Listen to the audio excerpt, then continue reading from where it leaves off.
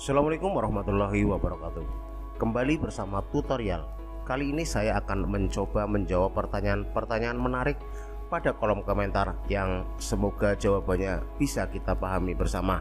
Yang pertama adalah dari @redditmehra597. Bang, misalkan ada orang yang merantau beda provinsi mau ikut milih, apa boleh? Terus kalau boleh, masuknya DPTB atau DPK? Terus surat suara apa saja yang diberikan? Jawabannya adalah kalau ada orang yang merantau beda provinsi dan dia mengurus pindah memilih, artinya dia masuk DPTB. Karena dia DPTB lintas provinsi, maka dia hanya dapat satu surat suara, yaitu PPWP alias surat suara presiden dan wakil presiden. Karena dari DPR, DPD, DPRD provinsi, dan DPRD kabupaten kota bukanlah dapilnya. Kalau tidak mengurus pindah memilih, artinya dia tidak punya hak untuk ikut memilih di situ. Untuk DPK adalah bila ada orang yang merantau dan kemudian pulang kampung serta turut serta mencoblos padahal dia tidak terdaftar dalam DPT. Karena saat proses pemutakhiran data sebagai perantau dia tidak terdata, maka hak suara untuk DPK adalah 5 surat suara: Presiden, DPR, DPD, DPRD provinsi, dan DPRD kabupaten kota. Dari uraian di atas, untuk DPT dan DPTB itu ada datanya. Sementara untuk DPK, data baru ada setelah ada pemilih yang ingin mencoblos tapi tidak terdaftar di DPT maupun DPTB. Tetapi karena dia punya KTP elektronik untuk wilayah di mana dia tinggal atau surat keterangan perekamannya menunjukkan bahwa dia beralamat di wilayah tersebut, maka dia punya hak suara di situ. Oke, itulah yang saya tahu. Bila mana kurang jelas bisa ditanyakan ke petugas PPS di lingkungan Anda biar lebih paham, lebih jelas. Yang kedua adalah @pipirlin3487. Bang, boleh ajarin nggak tugas-tugas rincinya? Untuk tugas masing-masing KPPS secara rinci dan update, silahkan di-download materi BIMTEK yang saya sertakan di link deskripsi pada video ini ya. Tidak pakai password. Yang selanjutnya besok liburan 3602. Misal ada pemilih DPTB bawa surat A5, di tulisan tersebut pasti ada tulisan DPTB nya kan, jadi nggak terlalu bingung bedain mana yang DPT mana yang DPTB. Bener nggak gitu Bang?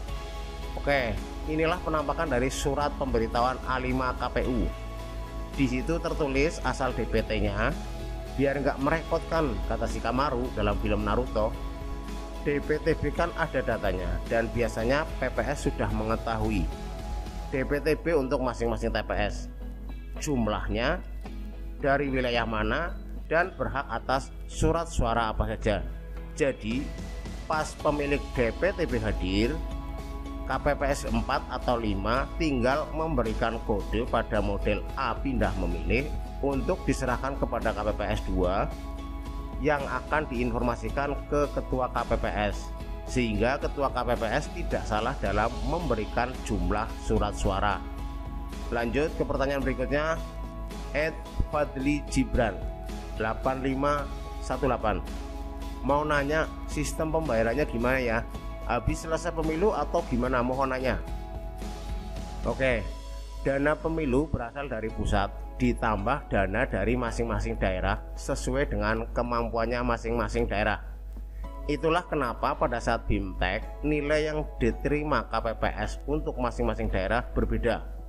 Kalau untuk yang tanggal 14 Februari 2024, dana biasanya sudah diterima oleh ketua KPPS sebelum hari H, tapi oleh PPS diminta untuk memberikannya setelah selesainya pekerjaan di tanggal 14 Februari 2024.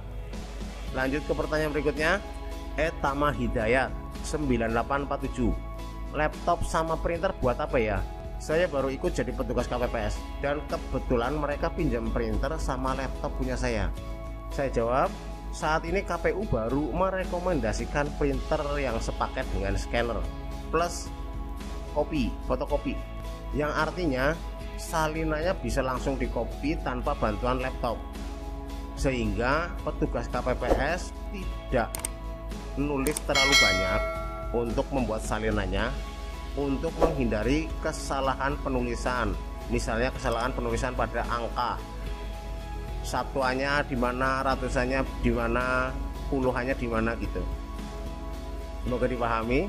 Lanjut ke pertanyaan berikutnya, @nirwana wahna 2295. Apakah ada salinan DPTB, DPK di PPS yang bisa jadi acuan pembelajaran sebelum menjelang pemilu? KPPS akan mendapatkan salinan DPT dan DPTB pada saat diminta untuk mengisi undangan memilih model C6 pemberitahuan memilih dan membagikannya kepada pemilih, tetapi 8 karakter pada NIK itu diganti dengan tanda silang. Semoga bisa dipahami. @rohaman boncos 8137. Kalau ada pemilih suara yang pulang tidak jadi nyoblos padahal udah menandatangani daftar hadir, bagaimana solusinya ya?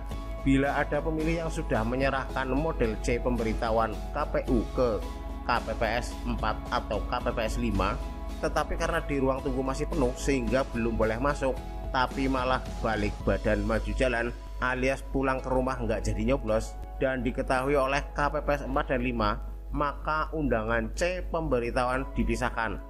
Daftar hadir atas namanya ditandai. Bila sampai jam 13.00 tetap tidak datang, maka daftar hadir diberi keterangan batal memilih. Model C pemberitahuan disimpan atau tidak berlaku. Dan bila hadir sebelum pencoblosan ditutup, maka model C6 pemberitahuan diserahkan kepada KPPS 2. Oke, itu tadi jawaban dari saya. Kurang lebihnya mohon maaf. Akan lebih baik apabila pertanyaan-pertanyaan tersebut langsung disampaikan kepada PPS, karena mereka yang punya kewenangan penuh untuk menjawab pertanyaan-pertanyaan tadi.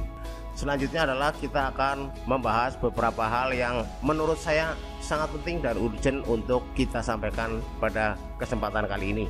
Yang pertama yaitu daftar DPT atau DPTB yang diterima KPPS 4 atau 5 berdasarkan alfabet.